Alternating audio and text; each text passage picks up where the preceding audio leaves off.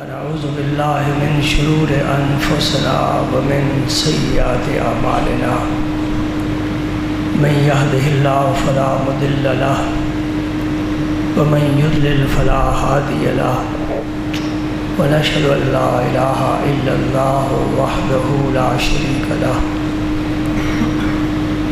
ونشهد أن سيدنا وسندنا وشفيعنا وحبيبنا ونبينا ورسولنا وكريمنا وملجأنا ومأوانا محمد عبده ورسوله الذي أرسله الله بالحق بشيرا ونذيرا وداعيا إلى الله بإذنه وسراجا منيرا أشهد أنه صلى الله تعالى عليه وسلم بلغ الرسالة ونصح الأمة وكشف الغمة وجل الظلمة وجاهد في سبيل الله وعبد ربه حتى أتاه اليقين. اللهم صل على سيدنا محمد وعلى آل سيدنا محمد وبارك وسلم. اللهم صل وسلم على رسولك الكريم وآله الطاهرين. رب اغفر وارحم وأنت خير الراحمين. أما بعد فأعوذ بالله من الشيطان الرجيم. بسم الله الرحمن الرحيم.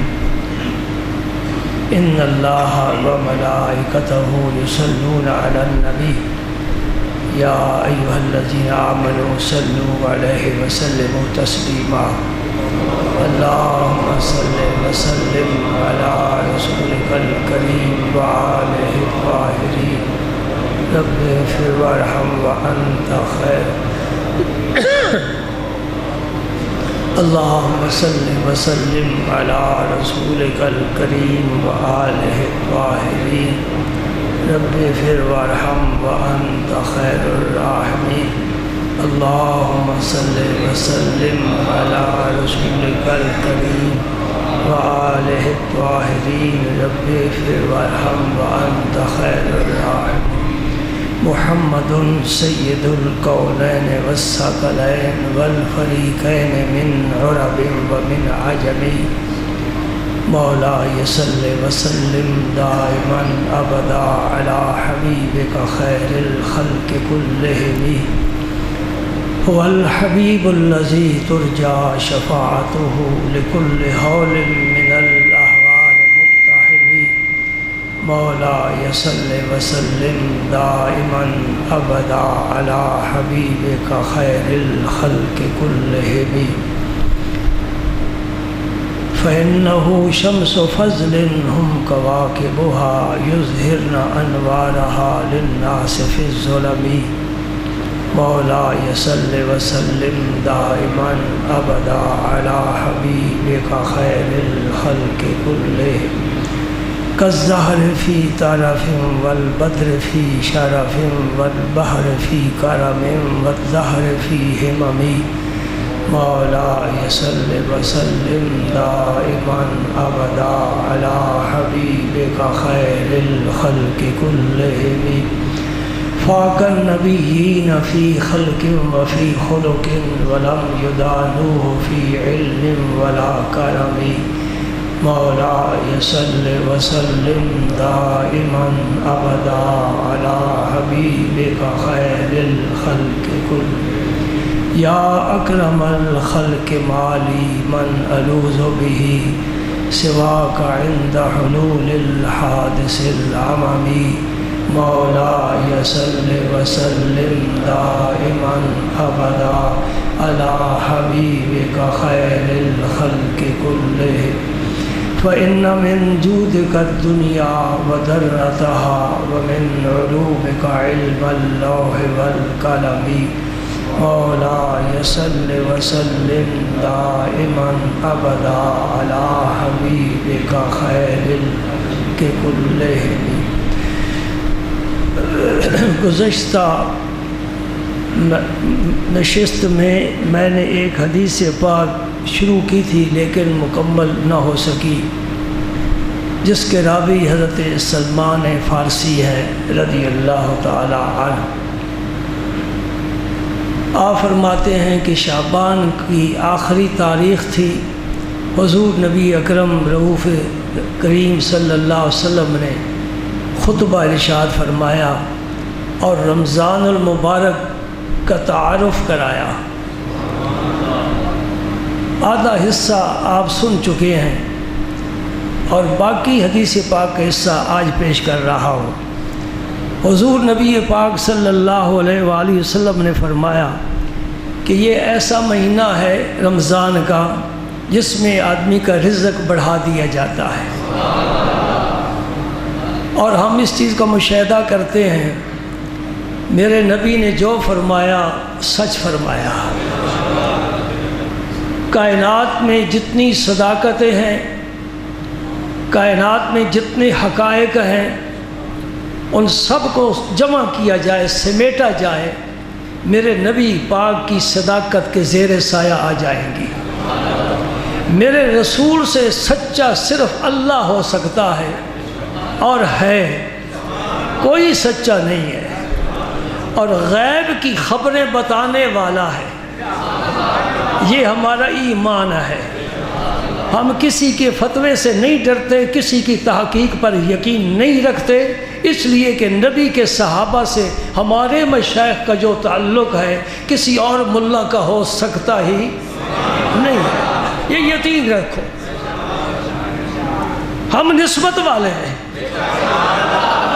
ہم نسبت والے ہیں، اور نسبت بھی ایسی ہے کہ جس پر 14 صدیوں کے اولیاء کرام کی مسلسل مہریں لگی ہوئی ہیں۔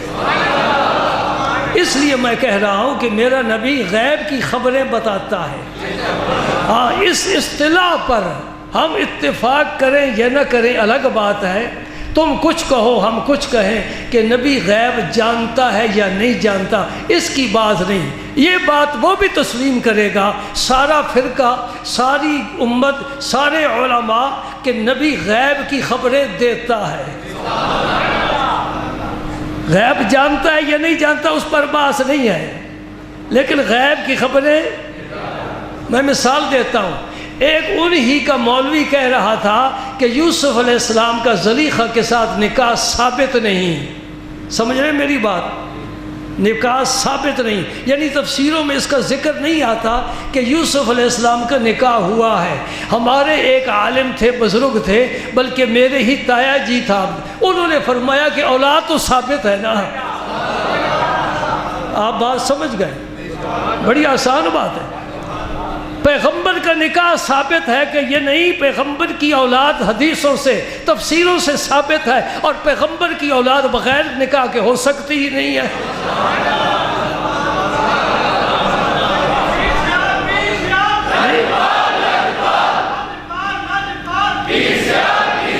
ایسی بات کرنے کا کیا فائدہ جس کا نہ سر ہو، نہ پاؤں ہو، نہ پر ہو، نہ اڑ سکے؟ ایسی بات نہیں کرنی چاہیے۔ نبی غیب جانتا ہے یا نہیں جانتا اس بات میں نہیں پڑھتا، اس پر قرآن کی آیتیں شاہد ہے، نبی غیب کی خبریں دیتا ہے۔ سمجھے نا؟ اور سب سے بڑا غیب کون سا ہے؟ جنت نہیں، دوزخ نہیں، فرشتے نہیں، قبر کا عذاب نہیں۔ سب سے بڑا غیب کیا ہے؟ اللہ کی ذات۔ یہ موضوع تو نہیں، ویسے بات چل نکلی نا، اور ہے مزیدار، تیرے عقیدت کی ہے۔ سب سے بڑا غیب، غیب الغیب، اللہ کی ذات ہے۔ جس مکے کے یتیم نے اللہ کی خبر دی ہے، اس کے سامنے اور کیا خبر چھپ سکتی ہے؟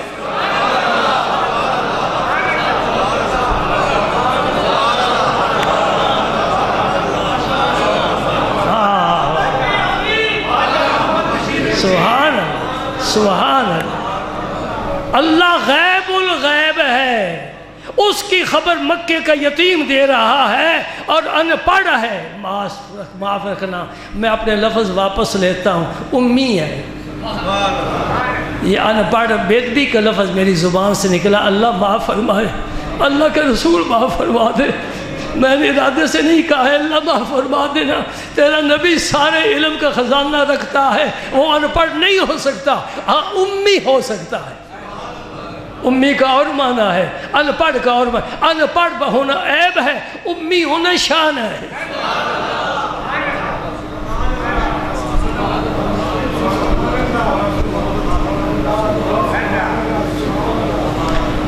اللہ معاف فرما دے، اے اللہ معاف فرما دے،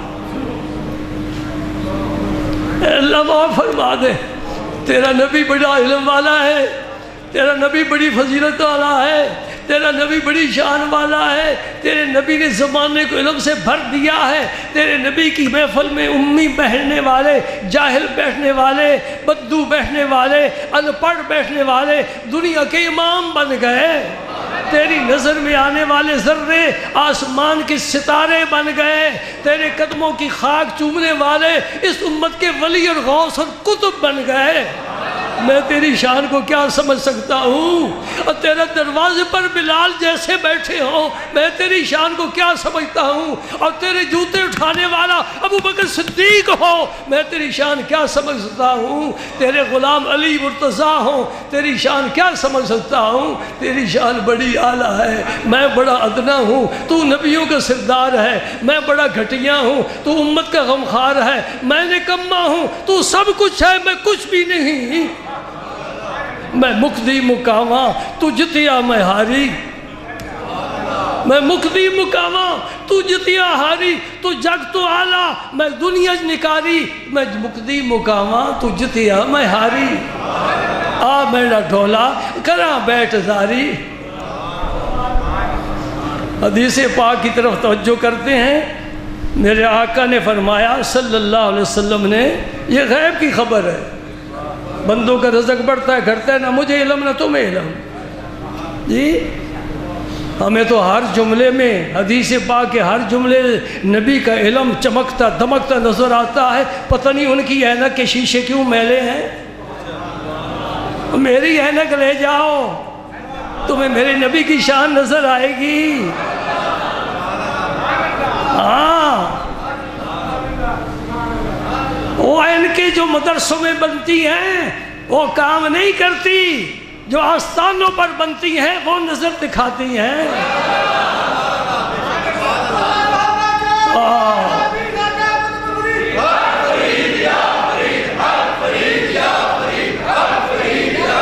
کسی اللہ والے کی نظر میں آ جا، 14 طبق روشن ہو جائیں گے۔ تو کتابوں کے کالے حرفوں میں پھنسا ہوا ہے، کالے حرف سیاہی تو دے سکتے ہیں، اور اللہ والے کی نگاہ سے نور ملتا ہے، سینے روشن ہوتے ہیں، دل چمکتے ہیں، دل چمک۔ سبحان اللہ اللہ۔ داتا صاحب اپنے پیر و مرشد کو وضو کرا رہے ہیں۔ یہ ہے پیروں کا پیر۔ تم غوث اعظم کو پیروں کو پیر کہتے ہو نا، یہ غوث اعظم کے بھی پیر ہے۔ داتا صاحب کی خبر لوگوں کو نہیں ہے، فقط دیکھیں جا کر چڑھاتے ہیں، نہیں، اس سے خواجہ غریب نواز نے فیض پایا ہے۔ داتا صاحب کو کیا سمجھتے؟ کہتے داتا نہ کہو، جو یہ کہتا ہے میں خدا کی قسم کھا کر کہتا ہوں، اس کے پاس روحانیت ایک ذرہ بھی نہیں ہو سکتا ہے، نہیں ہو سکتا ہی نہیں ہے۔ کیوں؟ اسی لاہور میں بادشاہی مسجد کے اونچی دیوار کے سائے کے نیچے ایک مرد کلندر سویا ہوا ہے۔ وہ جب اس جگہ جانے لگا تھا نا تو ایک پیغام دے کر گیا تھا، وہ پیغام آپ کو سناتا ہوں۔ وہ کیا کہتا ہے؟ کیمیا پیدا کن از مشت گلے، بوسہ زن بر آستان کاملے۔ یہ کامل کا آستان کون ہے؟ یہ داتا علی حجویری کا ہے۔ کہاں سے چلے؟ غزنی سے چلے، کابل سے چلے، حجویر سے چلے، ہماری قسمت جگانے کے لیے اللہ نے، اللہ کے رسول نے ان کی ڈیوٹی لگائی، جاؤ جہاں بتوں کی پوجا ہوتی ہے وہاں جا کر بیٹھو اور توحید کی شمع روشن کرو۔ تو آج پیدا ہوا، تیرے باپ کی خبر نہیں، برتن بناتا تھا یا پتلی جوتے سیتا تھا۔ یہ داتا علی حجویری وہ ہے جسے مدینہ پاک سے میرے رسول نے بھیجا ہے۔ تو اقبال کیا کہہ گیا؟ کیمیا پیدا کن از مشت گلے بوسزن بر آستان کاملے. اگر یہ مٹی کی اگر سونے سے قیمتی بنانا چاہتا ہے پھر کسی کامل کے دروازے پر جا کر بوسے دے. بوسزن بر آستان کاملے. نہ پوچھ ان خرقہ پوشوں کی ارادت ہو تو دیکھ ان کو ید بیضا لیے بیٹھے اپنی آستینوں میں. سبحان اللہ. داتا صاحب وضو کرا رہے ہیں اپنے پیر و مرشد کا. ذرا بتاؤ تم نے بھی کبھی وضو کرائے اپنے پیر و مرشد کا؟ تبھی تو کاسا خالی ہے نا، تبھی تو دامن خالی ہے. جوتے سیدھے کرو گے تو فیض ملے گا، وضو کراؤ گے تو فیض ملے گا، جھڑکیاں برداشت کرو گے تو فیض ملے گا، تعلیم پر عمل کرو گے تو فیض ملے گا، کسی کے بن جاؤ گے تو فیض ملے گا، بک جاؤ گے تو فیض ملے گا، مر جاؤ گے کسی پر تو فیض ملے گا. تو چاہے کہ میرے کپڑوں پر بھی میل نہ لگے، میری استری خراب نہ ہو، سلوٹیں بھی نہ پڑیں اور میرا دل بھر جائے، ای خیال است و محال است و جنو. ایسا نہیں ہو سکتا، کچھ کرنا پڑتا ہے. کر کے دکھاؤ، فیض پاؤ گے انشاءاللہ. میرے رب کے خزانے خدا کی قسم اس دن سے بھرے ہوئے آج دن تک بھرے، قیامت تک ختم نہیں ہو سکتے. لینے والا کوئی نہیں، وہ تو ہر سحری کو آواز دیتا ہے لینے والا ہے تو آؤ لے جاؤ. خیال کیا آیا کہ ہم آزاد لوگ ہیں، آزاد ماں کی اولاد ہیں، ہم درویشوں کی خدمت پر لگے ہوئے ہیں. یہ خیال بڑا پیارا آیا.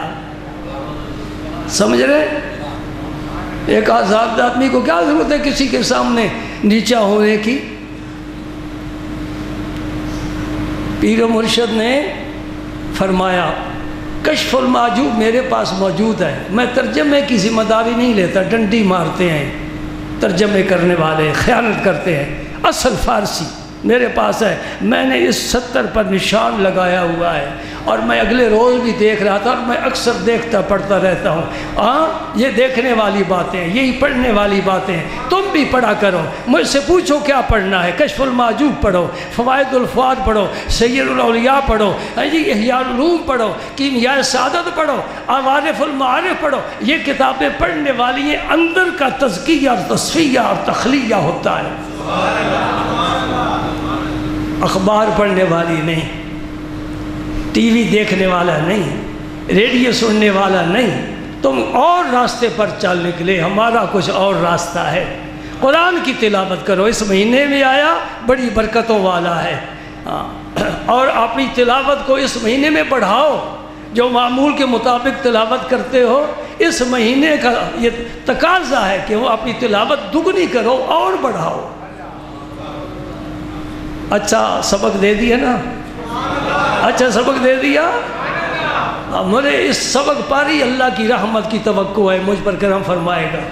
میں لوگوں کو اچھی بات کی تعلیم کرتا ہوں اور پہلے اپنی ذات کو کرتا ہوں، پھر دوسرے لوگوں کو کرتا ہوں. اللہ مجھے بھی توفیق دے، آپ سب کو بھی توفیق دے. اب نسخہ ڈاکٹر نے لکھ دیا، حکیم اجمل خان دہلی والے نے لکھ دیا، مریض نے گھر لا کر رکھ چھوڑا تو شفا تو نہیں نہ ہوگی. نسخہ استعمال کرنے سے شفا ہوتی ہے. سنتے ہو شوق سے، تبھی تو میں بھی شوق سے بولتا ہوں. آج مجھے ایک تکلیف ہے، میں تمہیں نہیں بتا سکتا، لیکن اس کے باوجود آپ مجھے محسوس نہیں کریں کہ میں کسی تکلیف میں ہوں جی. اور میں نے رب سے وعدہ کیا ہے، یا اللہ میں اس کا علاج بھی نہیں کراؤں گا، شفا دینے والا تو ہے، شافی مطلق تو ہے. اور کسی ذکر بھی نہیں کروں گا، برداشت کروں گا اور صحت تک انتظار کروں گا. تیرے نبی نے مجھے فرمایا ہے انتظار الفرج افضل العبادت. جو آدمی انتظار کرتا ہے تکلیف کے دور ہونے کا، یہ بہترین عبادت ہے. اللہ سب کی بیماریاں تکلیفیں دور فرمائے، سب کو صحت تندرستی کے ساتھ رکھے. ظاہری باطنی جسمانی روحانی بیماریاں اللہ تعالیٰ دور فرمائے، گھر والوں کو سکون صحت کے ساتھ رکھے. بات میری سمجھ رہے ہو؟ داتا علی حجویری وضو کرا رہے ہیں اپنے پیر و مرشد کا. دل میں یہ خیال آ رہا ہے ہم آزاد لوگ ہیں، ہم غلاموں والا کام کر رہے ہیں. میرے آقا نے فرمایا کیا اسم مبارک تھا داتا صاحب کے پیر و مرشد کا؟ ابو الفضل کنیت تھی آپ کی.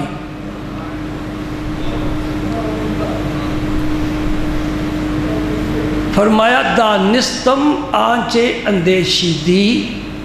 یہ اندیشیدن مصدر ہے فارسی کا، اس کا معنی ہوتا ہے سوچنا، یہاں خیال کا آ جانا. دانستن مصدر ہے یہ بھی فارسی کا، اس کا معنی ہے جاننا. اس جملے کا معنی کیا نکل گیا؟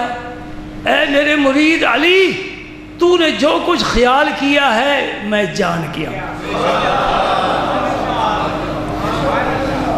جی داتا صاحب کا وصال 5ویں صدی ہجری میں ہوا ہے، اور 1400 سے 5 صدیاں نکال دو تو 900 سال بن جاتے ہیں تقریباً.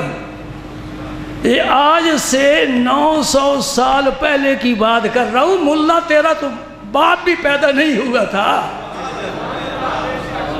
تیری اماں بھی پیدا نہیں ہوئی تھی. نہیں سمجھ رہے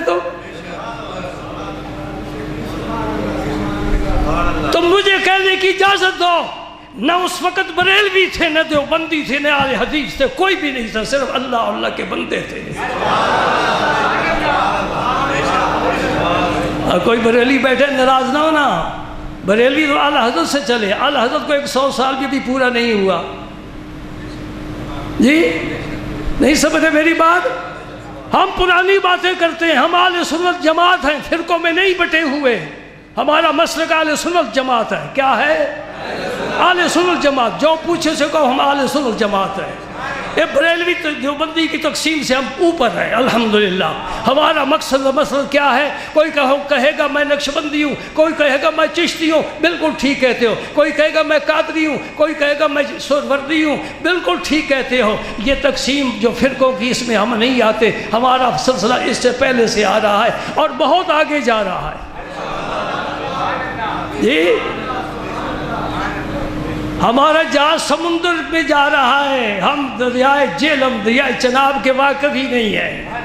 یہ سارے گھوم پھر کے پھر سمندر میں جاتے ہیں. ہمارا سلسلہ بہت عظیم ہے، بڑا وسیع ہے، بڑا جامع ہے. اس میں ساری دنیا کے ولی غوث کتب آ جاتے ہیں، حتیٰ کہ اہل سنت والجماعت تو خود صحابہ بھی تھے.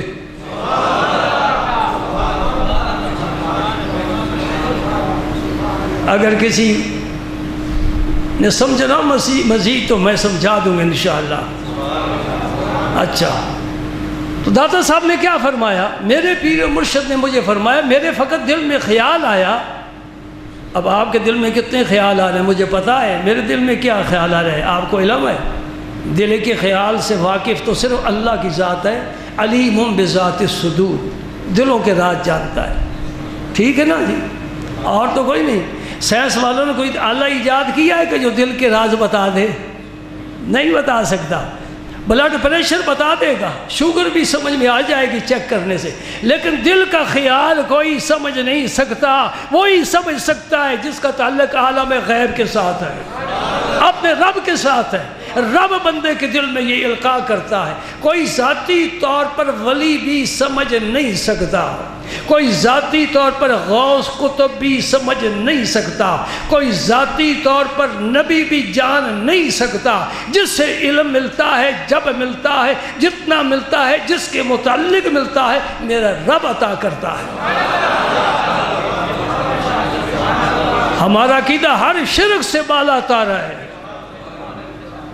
سمجھ رہے نہیں سمجھ رہے؟ ہر شرک سے بالا تارا ہے. ہم کسی نبی کو، کسی ولی کو اللہ کی کسی صفت میں شریک نہیں سمجھتے. وہ وحدہ لا شریک ہے، وحدہ لا شریک ہے. لیکن یہ تو مجھے بتا، آج سے 900 سال پہلے کی میں بیعت کر رہا ہوں. فرمایا جو کچھ تو نے سوچا ہے میں جان گیا ہوں. کیسے جان گئے؟ جواب بھی سن لو. بس بات تو میری یہاں ختم ہو گئی نا. جواب بھی سن لو.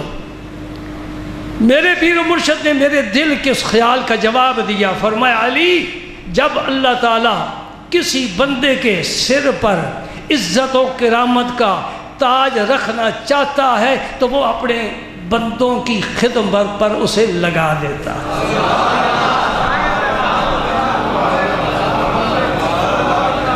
گھر جا کر کسی ڈائری پر یہ میرے چند جملے ضرور لکھ لینا، انشاءاللہ بڑے کام دیں گے، اور اپنی اولاد کو یہ ورثے میں دے کر جانا۔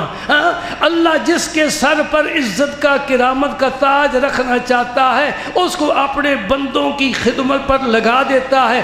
جب وہ اللہ کے بندے، مقبول بندے کی خدمت کرتا ہے، اللہ تعالیٰ اسے عزت عطا فرما دیتا ہے۔ ہر کی خدمت کر دو مخدوم شد، من خادمہ خودمہ۔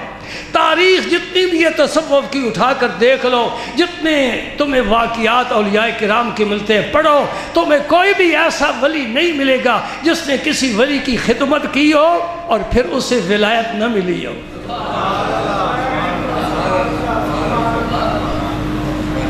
یہ ایک الگ باب ہے، الگ موضوع ہے اور بڑا مزیدار ہے، حدیث پاک مکمل نہیں ہوگی۔ فرمایا ایک ہی جملہ تھا نا کہ اس مہینے میں آدمیوں کا رزق بڑھا جاتا ہے۔ آپ پورے سال میں اتنی کھجوریں نہیں کھاتے جو رمضان کے مہینے میں کھاتے ہو۔ ایسا نا، اس سے معلوم ہوا کہ یہ خوراک بہت عمدہ ہے، یہ غذا بہت اعلیٰ ہے۔ ہم خرما و ہم ثواب کہتے ہیں۔ سبحان اللہ۔ اور کیا میرے نبی نے ارشاد فرمایا، بڑا تحفہ عطا فرمایا، جو آدمی رمضان میں کسی کا روزہ افطار کراتا ہے اللہ تعالیٰ اسے 2 انعام عطا فرماتے ہیں۔ پہلا انعام تو یہ کہ اس کے سارے گناہ معاف فرماتے ہیں، صغیرہ گناہ سب صاف۔ دوسرا عتقم من النار، اللہ پاک اعلان کر دیتے ہیں میں نے اس بندے کو دوزخ کے عذاب سے آزاد کر۔ اسی لیے رمضان میں لوگ رشتہ داروں کی، دوستوں کی افطاریاں کراتے ہیں، لیکن افطاری اللہ کی رضا کے لیے۔ یہ تو شرط ہے نا، کسی بڑے افسر کی افطاری کرائی جائے اور انتظامیہ کے سارے اعلی افسر بلائے جائیں تو پھر اللہ کی رضا تو مقصود نہیں۔ مقصد کیا ہوتا ہے؟ کل جائیں گے تو صاحب کہیں گے سر آؤ بیٹھو، کیا حکم ہے؟ کوئی خدمت؟ جی اگر تیرے دل میں اللہ کی رضا ہے پھر ان مسکینوں کی افطاری کراؤ جن سے کل تمہیں کوئی کام نہیں ہے۔ پتہ چل جاتا ہے نا۔ اچھا جی، میں بھی ایک ایسی افطاری میں شامل ہوا تھا، بڑا اہتمام جی، بڑا اہتمام، یہ جی فلاں صاحب، یہ جی فلاں۔ میں کہ یا اللہ میں کدھر پھنس گیا۔ ہم بڑے بڑے لوگوں سے کتراتے ہیں، چھوٹے چھوٹے لوگوں پاس بیٹھنا ہمیں پسند ہے۔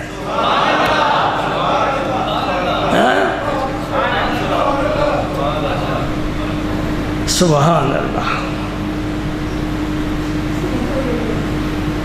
صحابہ کرام نے کہ یا رسول اللہ ہم میں سے ہر آدمی تو اتنی استطاعت نہیں رکھتا، بمشکل ایک کھجور ملتی ہے خود ہی کھا لیتے ہیں۔ یہ صحابہ کا دور تھا۔ ہم میں ہر آدمی اتنی طاقت نہیں رکھتا کہ ہم کسی کو کھانا کھلائیں۔ صحابہ نے یہ سمجھا کہ کسی کا روزہ افطار کرانے کا مقصد یہ ہے کہ اسے پیٹ بھر کر کھانا کھلایا جائے، بمشکل اپنا ہی بھر سکتے ہیں۔ حضور نے فرمایا نہیں، یہ جو فضیلت میں نے بیان کی ہے کہ روزہ افطار کرانے والے کے سارے صغیرہ گناہ بھی معاف ہو جائیں گے اور اللہ تعالیٰ اسے دوزخ سے بھی آزاد فرما دے گا، یہ اس کے لیے ہے جو کسی کا روزہ ایک کھجور، ایک گھونٹ پانی کا، ایک گھونٹ دودھ کا دے کر کھلواتا ہے۔ 3 چیزوں کا ذکر فرمایا۔ اس سے میں یہ سمجھ گیا کہ صرف کھجور سے روزہ کھولنا یہی ضروری نہیں ہے، پانی سے بھی کھول سکتے ہو، دودھ سے بھی کھول سکتے ہو، اللہ کی کسی نعمت سے۔ ہاں یہ ضرور ہے کہ نبی پاک صلی اللہ علیہ وسلم نے کھجور سے روزہ افطار فرمایا، لیکن حکم نہیں دیا کہ ضرور کھجور سے ہی کھولو، آزادی ہے، پابندی نہیں۔ بعد دفعہ سفر میں آدمی ہوتا ہے نہیں کھجور ملتی تو کھجور کی تلاش میں وقت نہ ضائع، پانی کا گھوڑ مسجد سے لے بھرے اور نماز پڑھے، اللہ خیر صلی اللہ، روزہ افطار ہو گیا۔ پھر آپ نے فرمایا جو کسی کو پیٹ بھر کر کھانا کھلا دے، اس طرح روزہ افطار کرائے کہ کھانا کھلائے پیٹ بھر کر، جی قیامت والے دن میں اسے حوض کوثر سے اتنا پلاؤں گا کہ اسے کبھی پیاس ہی محسوس نہیں ہوگی۔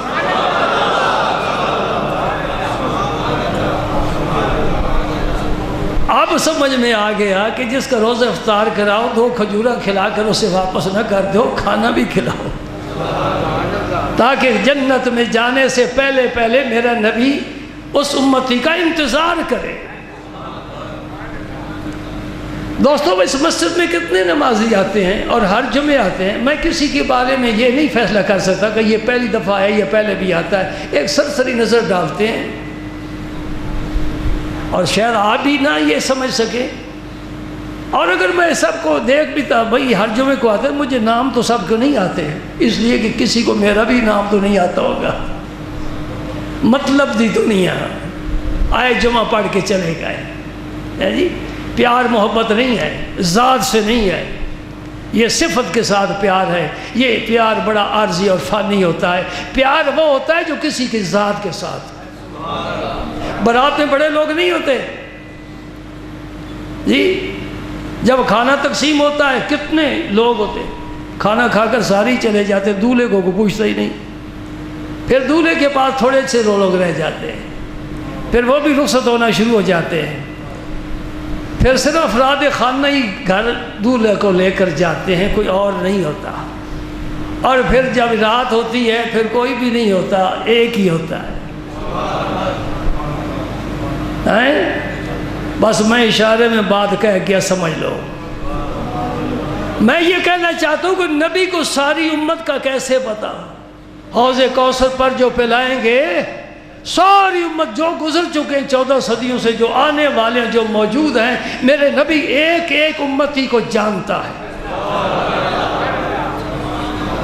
شاہ عبدالعزیز محدث دہلوی نے تفسیر عزیزی میں لکھا ہے، اگر کوئی دیکھنا چاہے دیکھ سکتا ہے، تفسیر عزیزی شاہ عبدالعزیز محدث دہلوی رحمت اللہ تعالی علیہ اپنی امت کے درجوں کو جانتا ہے کہ میرا یہ امتی دین میں کس مقام پر ہے، کتنی ترقی کر رہا ہے، کون سی چیز اس کے راستے میں رکاوٹ ہے۔ ہر ایک امتی کو نبی جانتا پہچانتا۔ تو کھانا پیٹ بھر کر کھلاؤ، روزہ افطار کراؤ، لیکن افطاری کرتے کرتے کہیں جماعت نہ جاتی رہے۔ یہ میری طرف سے سبق ہے، افطاری میں جماعت نہ جاتی رہے، افطاری ضرور کراؤ لیکن نماز بعد جماعت پڑھو۔ میرے پاک پیغمبر نے ساری زندگی نماز بعد جماعت پڑھی ہے۔ اگر اس رمضان میں آپ نماز کی عادی بن گئے، 5 وقت آپ نے نماز بعد جماعت پڑھنے کی عادت ڈال لی، تو پھر یقین کر لینا ہمارے رمضان کے روزے تراویح سب اللہ نے قبول فرما لی۔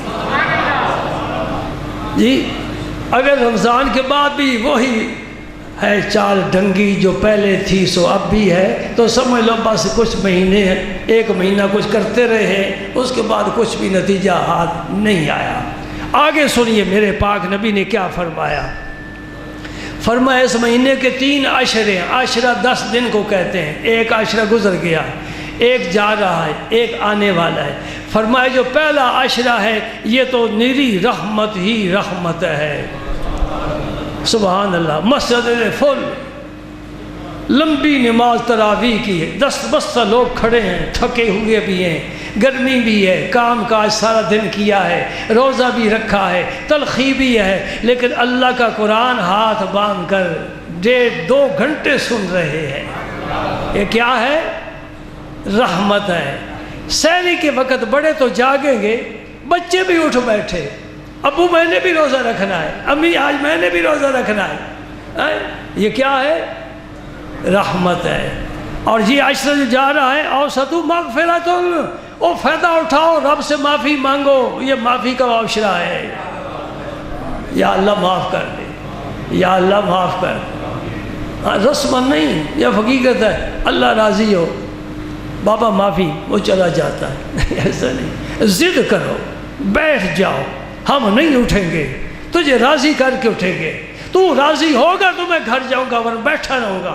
ضد کرے، اللہ کی قسم اس کی رحمت بڑی وسیع ہے، بندے کو معاف کرتے ہوئے اسے لطف آتا ہے، وہ بڑا خوش ہوتا ہے کسی نے معافی مانگی۔ اور معافی کے لیے کون سے لفظ استعمال کرو؟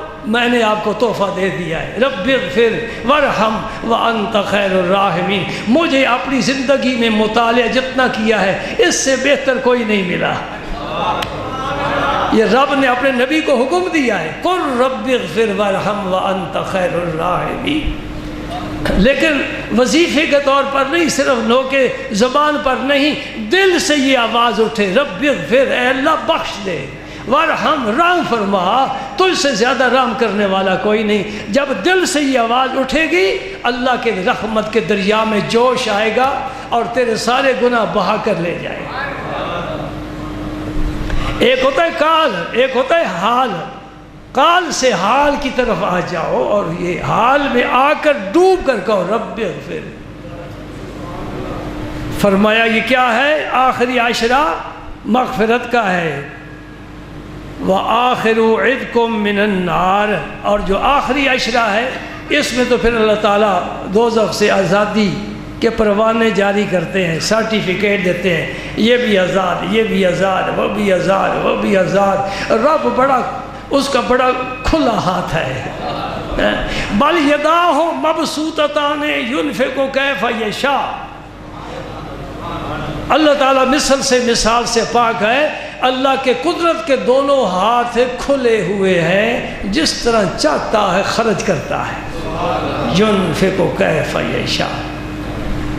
یہ حدیث مکمل ہو گئی، لیکن اس باب میں رمضان اور روزے کے فضائل میں بہت سی حدیثیں ہیں جی، ان کو میں آج نہیں چھیڑتا۔ اس خوشی کے ساتھ آپ سے رخصت ہوتا ہوں کہ 35 منٹ پر آج میں اپنی گفتگو کو ختم کر رہا ہوں، صرف ان لوگوں کو دیکھتے ہوئے جو باہر سین میں گرمی میں بیٹھے ہوئے۔ آپ تو کہیں گے 2 گھنٹے اور بیٹھے رہے، ایسی چلتا ہے نا، لیکن ان لوگوں کا خیال بھی تو کرنا ہے نا۔ میرے آقا، میرے مولا، میرے سید، میرے سردار، میرے مربی، میرے محسن، میرے سرتاج، میرے دل کا سرور، آنکھوں کا نور، سلطان المشائخ، محبوب الہی، خواجہ سید محمد نظام الدین اولیاء، سب کو رضی اللہ تعالی۔ آپ درخت کے سائے کے نیچے تشریف فرما تھے، لوگ آ کر بیٹھتے رہے، بیٹھتے رہے، بیٹھتے رہے، پھر لوگ دھوپ میں بیٹھنے لگ گئے، سائے میں جگہ نہیں رہی۔ آپ کی جو نظر پڑی، فرمایا قریب قریب آ جاؤ، دھوپ میں وہ بیٹھا ہے جل میں رہا ہوں۔ ہم کرامت ولیوں کی سنتے ہیں، وہی بیان کرتے ہیں، نہیں، یہ باتیں سوچو، یہ صرف زبان سے جملہ نہیں کہا، ایک اللہ کا اتنا مقبول بندہ صرف زبان نہیں کہہ دے، نہیں، حال ہے۔ فرمایا دھوپ میں وہ بیٹھے ہیں اور اس کی جلن میں محسوس کر رہا ہوں، میرے قریب آ جاؤ۔ جو ولی نبی کی امت کے اتنا قریب ہو، اس پر رب پھر کیوں اپنے کرم اور فضل نہ فرمائے؟ ہاں، چلتا چلتا میرے آقا کی ایک اور بات بھی سنو۔ دہلی کے ایک محلے میں آگ لگ گئی جی، کوئی نظامی ہے نہیں ہے، نظامی مسجد میں تو آیا ہے نا، نظامیوں کے ڈیرے پر تو آیا ہے۔ یہ آج 1400 سال کے بعد بھی نظام الدین اولیاء کا فیض مل رہا ہے تمہیں۔ کوئی مانے نہ مانے پھر بھی ملے گا اسے، کوئی رب کا منکر ہو پھر بھی اس کا رزق کھائے گا، اس کے دریا سے پانی پیے گا، اسی کے پانی سے غسل اور وضو کرے گا، رب کو مانے یا نہ مانے۔ سمجھ رہے میری بات؟ کوئی نظام الدین اولیاء کو مانے نہ مانے، اس کا فیض مل رہا ہے کہ نہیں مل رہا؟ سنو میں کیا عرض کر رہا ہوں، دہلی کے ایک محلے میں آگ لگ گئی، آپ کو خبر ملی، سخت گرمی کا سیزن ہے، دھوپ کا وقت ہے، آپ نے اپنے آستان پاک کے تمام درویشوں کو، علماء کو، خلفاء کو، طلباء کو، سب کو کہا جاؤ جا کر آگ بجھاؤ، خود آپ چھت پر کھڑے ہو گئے، جب تک مجھے آگ نہیں بجھتی نظر آئے گی میں دھوپ سے نیچے نہیں آؤں گا۔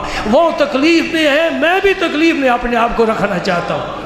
یہ ہے جو قوم کے ہمدرد ہیں، جنہوں نے کبھی یہ نعرہ نہیں لگایا کہ ہم قوم کے عوام کے خدمتگار ہیں، ہم ہمدرد ہیں۔ اور جب آگ بجھ گئی، درویشوں نے آ کر بتایا حضور آگ بجھ گئی، فرمایا الحمدللہ اب تمہاری ایک اور ڈیوٹی ہے۔ وہ کیا؟ تم اس محلے میں چلے جاؤ، جن لوگوں کے مکان جلے ہیں نا ان کی ایک فہرست بنا کر لاؤ، کس کس کا مکان جلا ہے کوئی ایم این اے ایسا، کوئی ایم اے پی ایسا ہے، کوئی ناظم ہے تیری مسجد کے اپنے نالے بھرے ہوئے ہیں کسی کو خبر ہی کوئی نہیں، بارش آتی سارا پانی سین میں آ جاتا ہے، کمروں میں چلا جاتا ہے، کسی کو کوئی خبر نہیں کہ خدا کا گھر ہے، اس کو بھی حیا نہیں آیا جس نے یہ سڑک بنائی ہے، 3-4 فٹ سڑک کو اٹھا دیا ہے۔ الحمدللہ میں نے جب دارالعلوم کی بنیاد رکھی تھی میں نے بڑی دور کی سوچ کر رکھی تھی، لیکن وہ میری سوچ بھی کمیٹی کی نظر ہو گئی اور دب گئی۔ کوئی کمیٹی کا فرد ہماری خبر نہیں لیتا، یعنی مسجد کی درس کی کوئی خبر نہیں لیتا، کپڑے چڑھا کر نا ٹانگوں سے گزر جاتے نماز پڑھنے والے، کبھی یہ نہیں سوچا کہ ان طلباء بیچاروں کا بھی ہمیں کچھ سوچنا چاہیے۔ گھر میں پانی آ جائے بڑی فکر ہوتی ہے، میری بات سمجھ رہے نا، لیکن ہمیں لوگوں سے کوئی توقع نہیں ہے۔ اتنی سڑک اونچی اٹھان کا کیا مقصد تھا؟ نہیں مسجد کا خیال کیا، اس کا سین کا خیال نہیں کیا، درس کا خیال نہیں کیا، قرآن کا خیال نہیں، حدیث کا نہیں، ان بچوں کا خیال نہیں کیا، بس سڑک اٹھا دیا جی ہم نے لیول جی ٹی روڈ کے برابر کرنا ہے۔ اللہ اکبر، کتنی تکلیف ہے لوگوں کے لیے۔ لسٹ بن کر آ گئی جی، اس محلے میں جتنے لوگوں کی مکان جلے ہیں، حضرت محبوب الہی نے فرمایا کہ ایک مکان بننے پر کتنا خرچ آ جاتا ہے جی، اتنا خرچ آ جاتا ہے، ہر مکان والے کو اتنا روپیہ دے کر آؤ، ہر مکان والے کو اتنا روپیہ دے کر آؤ کہ وہ اپنا مکان تعمیر کر سکے۔ کل نظام الدین اولیاء نے ووٹ مانگنے کے لیے بھی ان کے پاس جانا نہیں ہے۔ یہ ہے اللہ کے لیے محبت، اللہ کی مخلوق کے ساتھ محبت۔ ایک اور بات میں سناؤں تو میرا حال جو صوفی ہے ان کے تو وضو ٹوٹ جائیں گے، 2-4 منٹ اوپر لگا لیں خیر ہی ہے نا۔ مجھے پتہ ہے 2 بجے تک کہ آپ عادی ہیں، لیکن میں اب اپنا بھی خیال کرتا ہوں نا، ایسا میں جا کر بس لمبا ہی پڑ جاؤں جی۔ ایک اور بات سناؤں، اور صوفیو تمہارا وضو کہیں نہ ٹوٹ جائے، تو کیا سمجھے یہ درویش لوگ کیا ہوتے ہیں، جس کی عادت یہ ہے کہ جس نے نذرانہ پیش کیا وہ فقیر کو دے دیا، اور شام کو بالکل دامن خالی۔ نظام الدین اولیاء کی ولیوں میں یہ انوکھی شان ہے، انوکھی شان ہے۔ ہم کسی کا کچھ دیکھتے ہیں تو پیچھے چلتے ہیں، آنکھ والے ہیں، علم والے ہیں، کتابوں میں رہتے ہیں، مولوی ہیں، مدرسوں میں رہے ہیں، مدرسوں میں رہتے ہیں، مدرسے بنائے چلاتے ہیں، مولویوں سے ملاقاتیں ہوتی ہیں، لیکن خدا کی قسم جب تک کسی کو دیکھتے نہیں، پرکھتے نہیں، اس کے پیچھے نہیں چلتے۔ میں نے زندگی بھر دیکھا ہے اور ہر طرح دیکھا ہے، دیکھنے کے بعد فیصلہ کیا ہے کہ عقیدت کے قابل ہے تو نظام الدین اولیاء ہے، بابا فرید ہے، خواجہ غریب نواز ہے جی۔ مجھے کوئی ایسا دکھاؤ تو صحیح، کوئی پیر، تم بھی پیروں میں آتے جاتے رہتے ہو، کوئی دکھاؤ تو صحیح، ادھر کسی نے دیا ادھر کسی نے کوئی اشارہ کیا اٹھا کر لے جا، شام کو بالکل خالی، دامن خالی۔ کوئی مولوی، کوئی پیر ایسا تمہیں نظر نہیں آئے گا۔ اب تو پیر ہی چلے گئے، پیر زادے رہ گئے، کوئی پیر نہیں ہے، کوئی لجپال نہیں ہے، کوئی اس قابل نہیں اس کے قدم چومے جائے، کوئی اس قابل نہیں ہے، سارے کے سارے بس پیٹ کی فکر میں ہیں اور دنیا دار ہے۔ میں بڑی ذمہ داری سے ممبر پر بیٹھ کر بات کر رہا ہوں، میں خود پیروں کے گھر میں پیدا ہوا ہوں، وہ لوگ چلے گئے، حضور نے فرمایا یذهب الصالحون الاول فالاول، ایک ایک کر کے صالحین چلے جائیں گے جی، باقی کیا رہ جائے گا؟ جیسے توڑی ہوتی ہے، بھوسا، یہ رہ جائے گا۔ وہ آستانے جہان پر رات دن اللہ کے رسول کا ذکر ہوتا تھا، وہاں سیاست کا عفریت ناچتا ہے، جھنڈے والی گاڑیوں کا انتظار ہوتا ہے۔ یہ کیا ہے؟ یہ کیا ہے؟ اس صاحب مزار کہہ رہا ہے میری زندگی دیکھ، میری سیرت دیکھ، میرا کردار دیکھ، میں نے شب و روز کیسے گزارے، اللہ کے ساتھ تعلق ہے، غیر اللہ سے بالکل قطع ہے، اور تو سب وزیروں کے پیچھے دوڑ رہا ہے، یہ کیا معاملہ ہے؟ ہم بری ہیں ایسے لوگوں سے، ذہناً بھی، عملاً بھی، قولاً بھی، فعلاً بھی۔ کیا عرض کر رہا ہوں؟ حضور محبوب الہی کے حکم کے مطابق جو پیشہ ور عورتیں تھیں دہلی کی، سمجھ گئے؟ پیشہ ور عورتیں، اپنی عزت بیچنے والی، گندا دھندا کرنے والی عورتیں، سارے شہر میں بدنام، ان کی بھی لسٹ اور رجسٹر مکمل تیار ہے، اور ہر مہینے مقررہ تاریخ پر سب کو وظیفہ ملتا ہے۔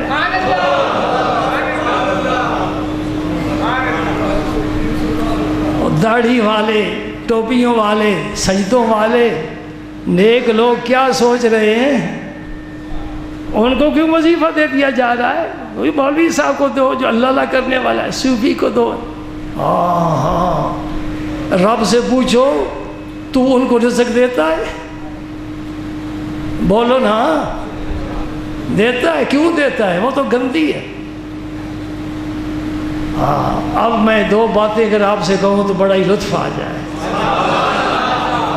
حضور خواجہ قطب الاقطاب سیاحت کے لیے نکلے، پتہ ہے کون ہے؟ بابا فرید کے پیر، خواجہ غریب نواز کے نائب اور خلیفہ، اور دہلی کی روحانی سلطنت کے وارث شمس الدین التمش، جن کی قدم چومتا ہے۔ یہ ہے مرتبہ خواجہ قطب الدین کا۔ اور ایک ہیں حضرت خواجہ قاضی حمید الدین ناگوری رحمۃ اللہ علیہ، جن کا بھی وہی مزار ہے۔ مجھے دونوں مزارات پر، دہلی کے تمام مزارات پر الحمدللہ ایک سے زیادہ مرتبہ حاضری نصیب ہوئی ہے جی۔ یہ دونوں سیاحت کے لیے نکل کھڑے ہوئے، چلتے چلتے ساحل دریا پر پہنچے۔ بھوک بڑی شدت کی لگی ہوئی، فقیر تھے، درویش تھے۔ مولا کریم ہمارے کھانے کا انتظام فرما۔ رب سے تعلق ہو تو پھر رب سے بات کرنی چاہیے، اور ہو ذرا آکڑ والا، موٹا دے کے رب نو روے، موٹا دے کے ترچھا ترچھا، ٹیڑھا ٹیڑھا، پھر رب دے نال بات کرنے دا لطف نہیں آتا۔ کہا یا اللہ میں تیرا ہوں، میں آ گیا ہوں۔ رب کہتا تو میرا ہے تو میں تیرا ہوں، تجھے مانگنے کی ضرورت نہیں ہے، میں تیرے حال سے واقف ہوں، سوال کرنے کے لیے ضرورت نہیں، میں خود دیتا رہوں گا۔ دیتا ہے، خدا کی قسم دیتا ہے۔ ایک بکری آئی، اس کے منہ میں 2 روٹیاں تھیں، آپ کے سامنے رکھ کر چلی گئی۔ ایک آپ نے کھا لی، ایک آپ نے کھا لی۔ بکری کہاں سے آئی؟ اور وہاں پہاڑوں میں، جنگلوں میں روٹیاں پکتی ہیں، وہاں تندور لگے ہوئے ہیں، ہوٹل بنے ہوئے ہیں۔ رب کی قدرت ہے۔ عرض کرتے ہیں مولا کریم ہمیں آج کوئی اپنی قدرت کا تماشا دکھا، ہم دیکھنے کے لیے آئے ہیں۔ دکھاتا ہوں۔ کہتے ہیں ایک بہت بڑا بچھو پہاڑ سے بڑی تیزی کے ساتھ اترا، اتنا بڑا کہ ہم نے زندگی بھر نہیں دیکھا۔ میں کسی اخبار کا کالم پڑھ کر نہیں سنا رہا، ایک ولی اللہ کی بات سنا رہا۔ اور اس تیزی کے ساتھ آیا اور دریا کو تیر کرتا وہ دوسرے کنارے پہنچ گیا۔ فرمایا اس میں راز ہے، چلو پار چلتے ہیں۔ کیسے چلیں؟ کشتی ہے، کیسے چلیں؟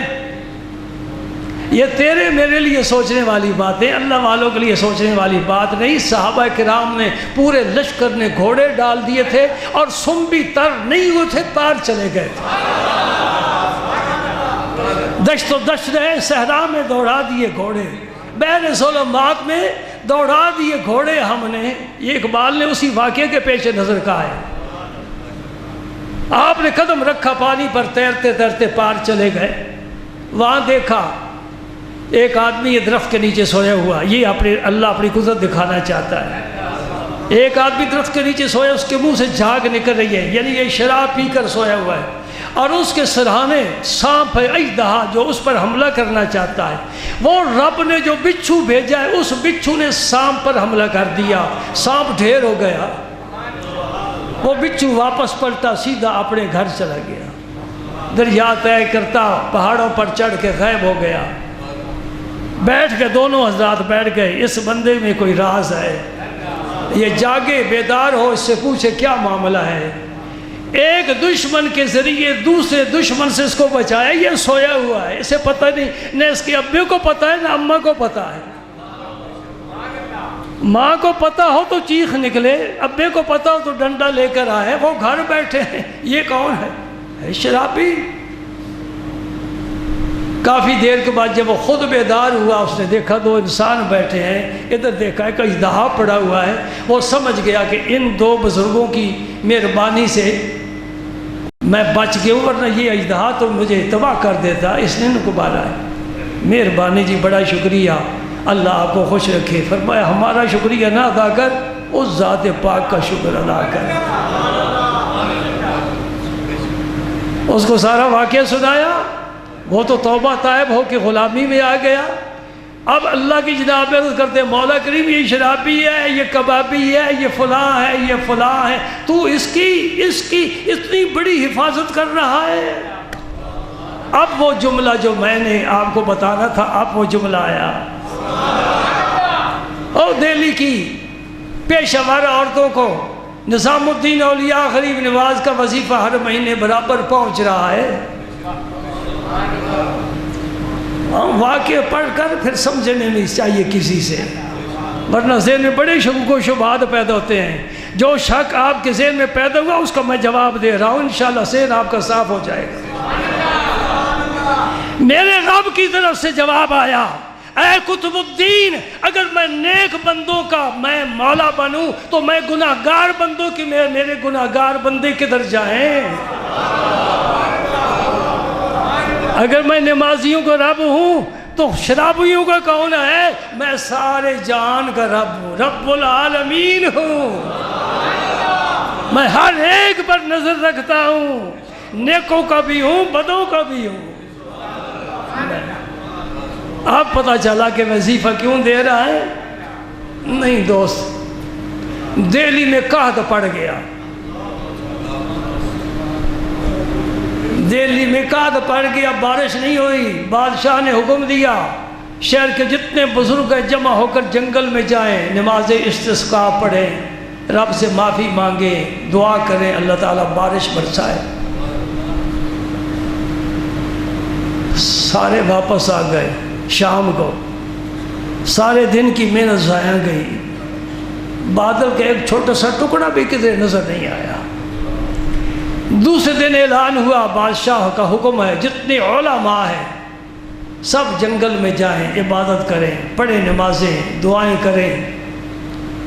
کر کر تھکے مولوی، سجدے کر کر تھکے مولوی، دعائیں کر کر تھکے مولوی، شام کو واپس آ گئے، بارش نے نہ برسنا تھا نہ برسی۔ تیسرا دن ہوا، حکم ہوا تمام فقراء چلے جائیں۔ غرض قصہ کے جتنے طبقے تھے دہلی میں سب نے نمازیں پڑھی، بارش نہیں۔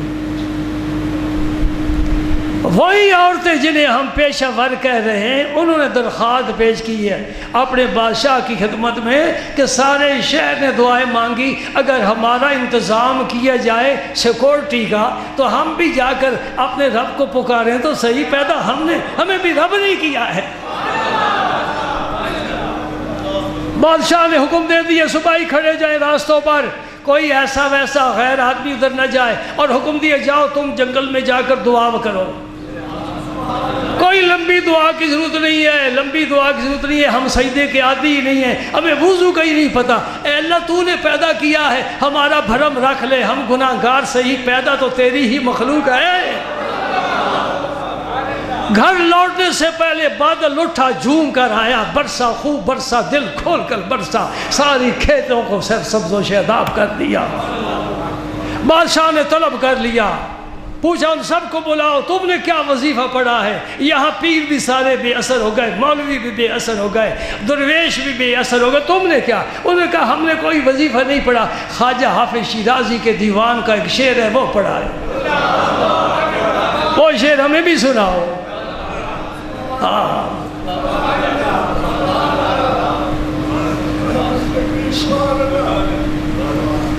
اس کا ایک مصرع یہ ہے، اے اللہ اگر تو ہمیں پسند نہیں کرتا، ہم گندے ہیں، ہمیں پسند نہیں کرتا، تیرے پاس قلم ہے قدرت کا، ہماری تقدیر بدل دے ورنہ بارش برسا دے۔ اگر تو ہمیں پسندی تغییر کل کزارا، اے اللہ نیک بندے بھی تیرے ہیں، ہم بھی تیریاں ہیں، اگر یہ ہماری قسمت میں لکھا گیا ہے گناہ ہم کر رہی ہیں، ہماری تقدیر بدل دے۔ رب کو عاجزی پسند آ گئی۔ موسیٰ علیہ السلام پوری قوم کو نکلے لے کر، چلو دعائے استسقاء کرتے ہیں، بارش برسے، راستے میں ہی رک گئے، فرمایا واپس چلو کام ہو گیا۔ حضرت کیسے کام ہو گیا؟ جنگل میں گئے نہیں، ہاتھ اٹھائے نہیں، سر جھکایا نہیں، لب ہلائے نہیں، رب کو کیسے؟ میں نے جو کہہ دیا واپس چلو کام ہو گیا، یہ ہمیں بھی بتا دو۔ فرمایا میں نے دیکھا ہے ایک چونٹی زمین پر لیٹی ہوئی ہے اور اپنے ہاتھ پاؤں آسمان کی طرف کر کے دعا مانگ رہی ہے بارش کی، رب نے اس کی دعا کو قبول فرما لیا۔ ایک چونٹی کی دعا کو قبول کر لیا، اب ہمیں مانگنے کی ضرورت نہیں، چلو واپس بارش انشاءاللہ آئے گی۔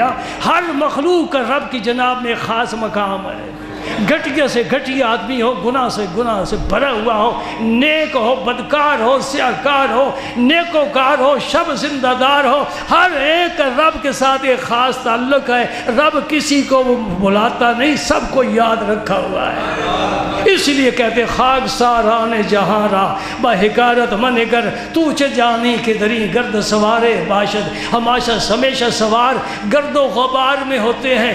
گرد والے کو دیکھ کر حکارت کی نظر سے نہ دیکھنا، ہو سکتا ہے اس گودڑی میں کوئی لال چھپا ہوا ہو۔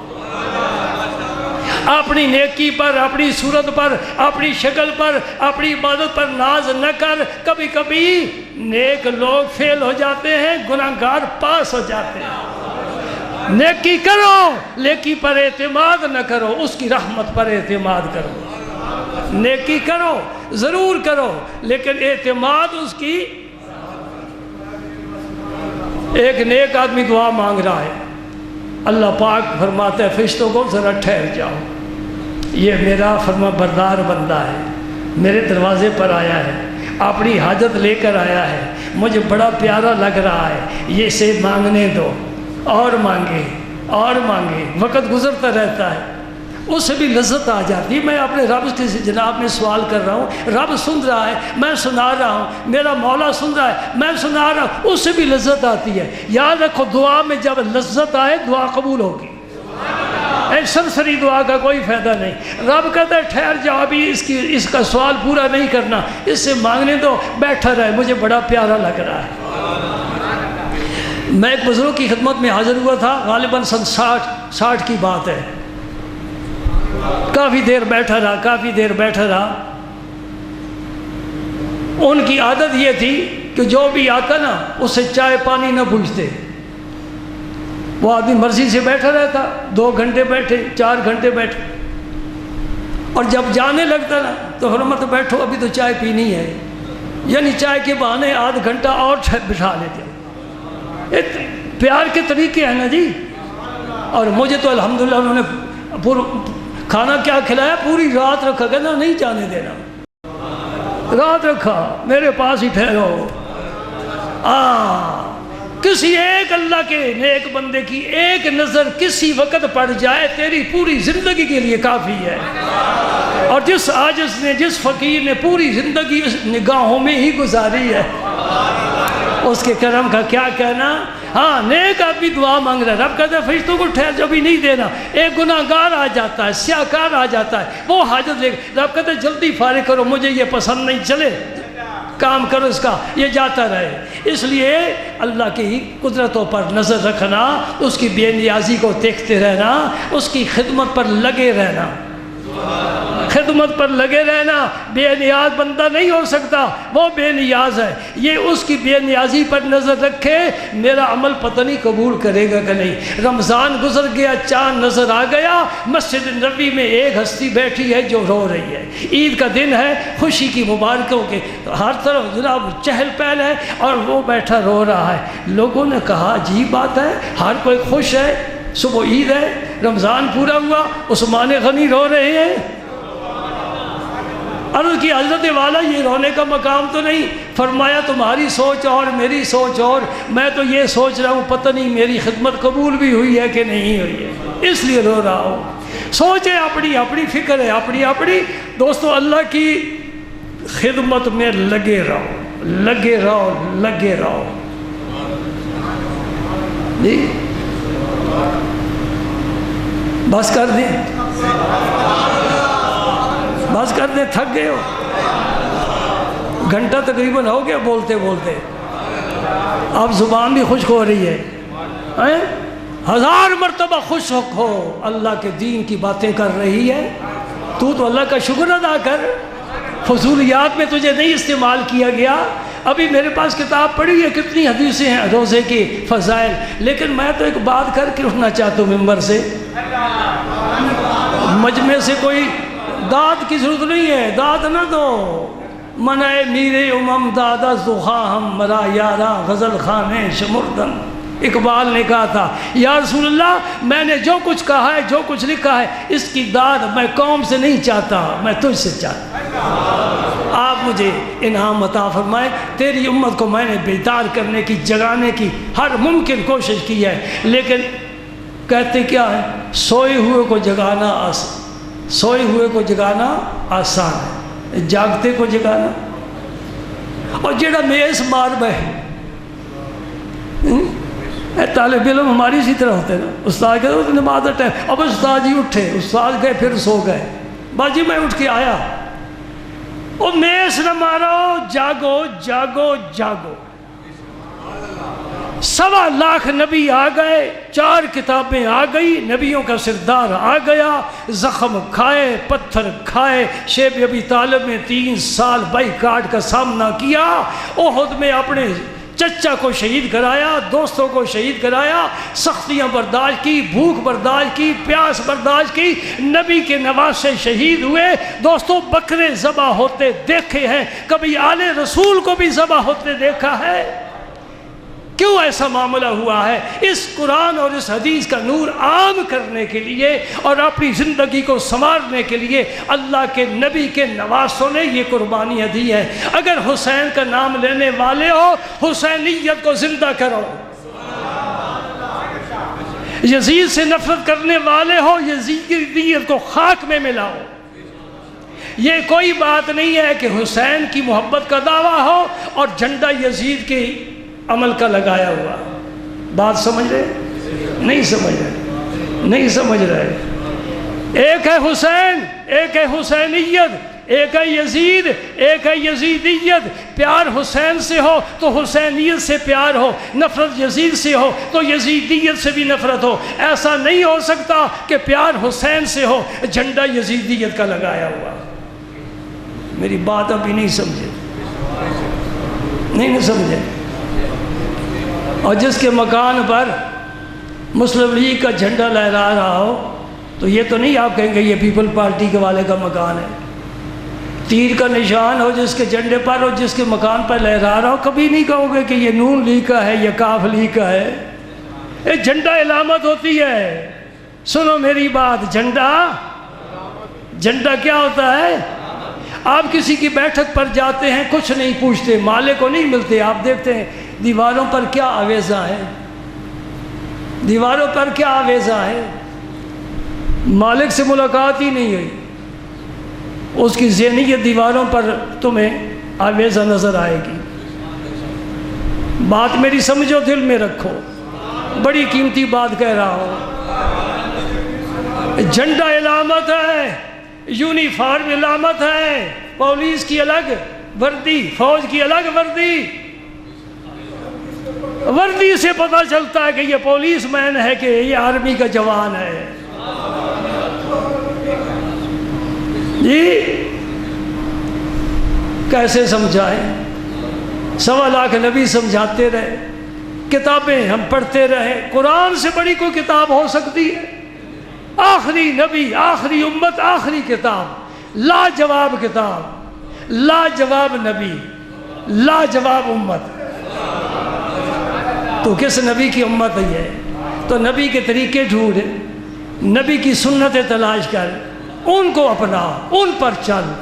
اگر یہ تو نے کام کر لیا تو میں سمجھوں گا میری محنت اکارت گئی، میری محنت ٹکانے لگی، ضائع نہیں گئی۔